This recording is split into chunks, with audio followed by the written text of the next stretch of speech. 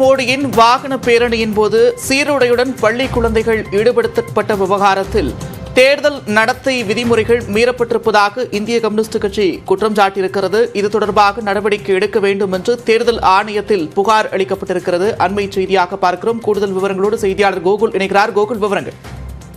கோயம்புத்தூரில் நேற்று பிரதமர் மோடி கலந்து கொண்ட அந்த ரோட் ஷோவில் பள்ளி மாணவிகள், குறிப்பாக 6வதிலிருந்து 8வது வரை படிக்கக்கூடிய பள்ளி மாணவியர்களை அந்த பிரச்சாரத்திற்கு பயன்படுத்தியதாக ஒரு புகார் இருந்தது. சமூக வலைதளங்களில் இந்த வீடியோக்கெல்லாம் பரவிய நிலையில் இது குறித்து தேர்தல் விதிமீறல் தொடர்பாக இந்திய தேர்தல் ஆணையத்தில் இந்திய கம்யூனிஸ்ட் கட்சி சார்பாக ஒரு புகாரானது அளிக்கப்பட்டிருக்கிறது.